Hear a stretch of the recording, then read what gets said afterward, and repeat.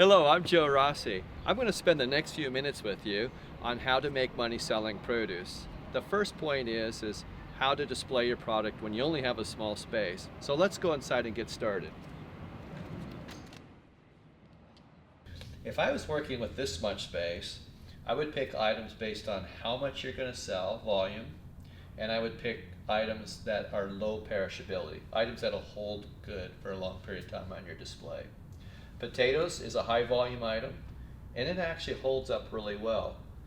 Onions complement it, once again, low perishability item. Garlic, a complementary item. Carrots, a lot of use in carrots. And then your fresh fruits, your apples, your oranges, and your bananas. All these things are year-round items.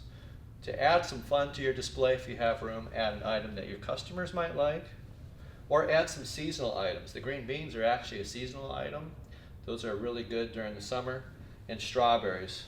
Adding strawberries in these items will actually create a lot of life in your display and promote overall volume and help you make money. In determining how much to buy, always try to buy in full units. When you buy in a full unit, you can ensure the best price point to make the most money. And if you're worried about storage space, I'll show you some clever storage ideas later. On where to buy your fresh fruits and vegetables, I'd start with your existing vendors. Somebody might be delivering fresh fruits and vegetables already that you're working with. I'd also try your club type of stores. You might have a local Costco or United Grocers cash and carry that will offer advantageous price points at near wholesale prices. But a really fun one is to visit your local farmers market. There's a lot of farmers who would love to sell to a store and have some weekday sales. So if you maintain a relationship with somebody, that could be a real good source of supplying your fresh fruits and vegetables to your customers.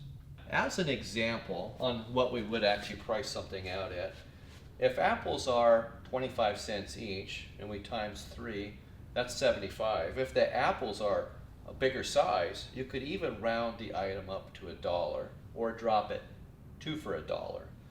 Averaging out prices and arriving at a single denomination like $1 makes it really easy for the people to grab a few items, especially if you do that with your whole display. I always use this method. It's wholesale times 3. It's really common in the retail food industry, and it sounds like maybe you're charging too much, but you got to take into account justifying the space that this stuff takes up in your store. Everything has to make money. 2, you are going to have some shrinkage in amount of product that you can't sell. And 3, the whole goal is to make a small profit so that you can continue to serve your community and your customers with fresh fruits and vegetables. When I was first starting retail, I had a tendency to want to put things on sale because I needed to sell them faster, or I had a lot of product and I wanted to move it. So I'd put things on sale for half price. But what I quickly learned is when you do the math, when you sell something for half price, you have to sell twice as much of it. And at the end of the day, I actually made less money. And the side effect also was the customers got used to a cheaper price. So I quickly learned that to be successful and to actually make money selling produce, you should maintain an average price point and don't put things on sale.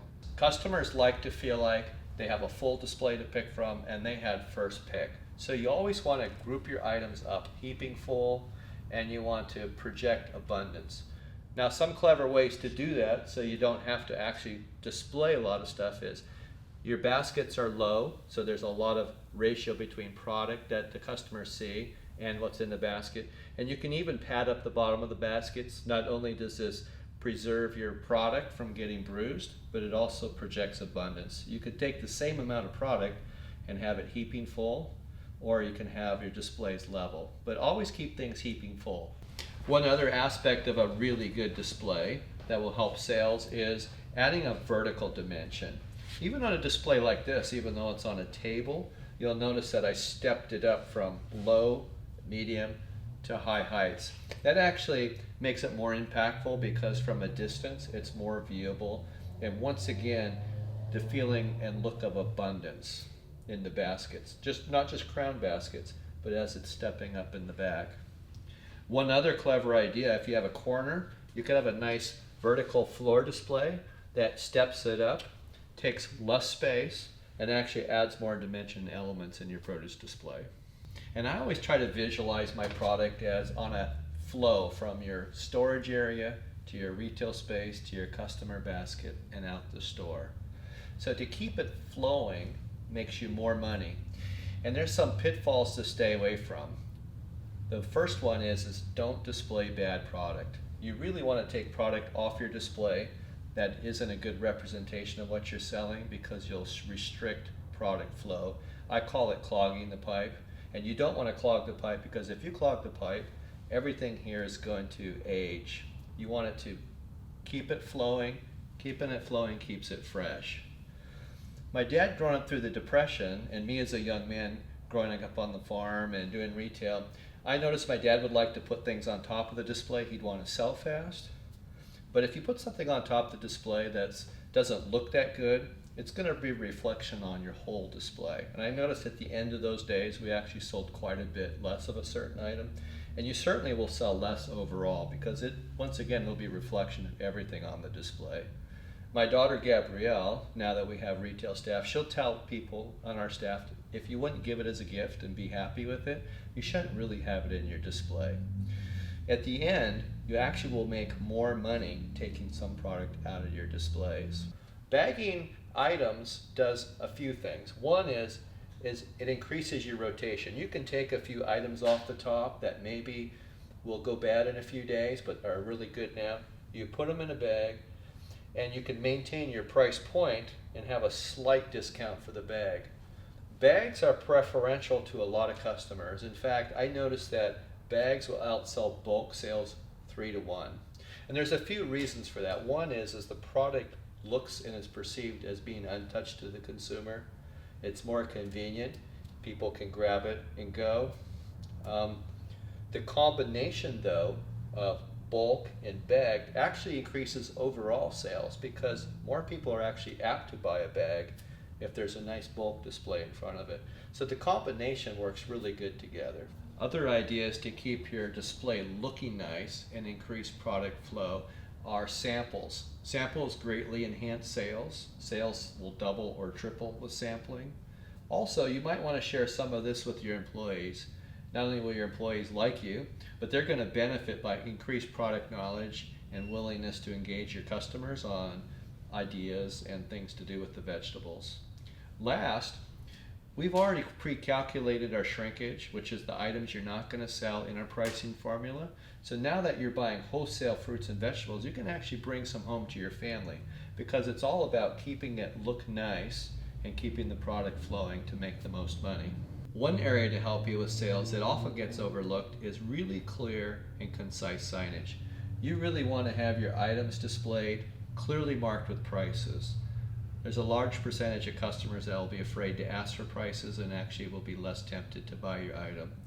But some general themes are, you want to actually keep your signs consistent. Maybe your paper color is consistent, your pens are consistent, and you might want to think about storing them like I do in a container. I found that if I keep all my sign making material in one place and clean, and I have extra signs ready to go, it really helps me get the signs up nice and keep them looking good. Also, think about having some fun with your seasonal items. You might want to actually show your customers that those strawberries are local. If you want to have some fun with signs, you might also add some added verbiage. Maybe mention the grower or the farmer or how the product tastes. And then last, you might want to include some overall signage, something that kind of captures your space and lets people know what's new and what's exciting. Now let's think about protecting our investment through proper storage and maintaining freshness. There are certain things that you want to bring in after business hours into refrigeration, and those items typically are your items that wilt easily, mostly your leafy greens.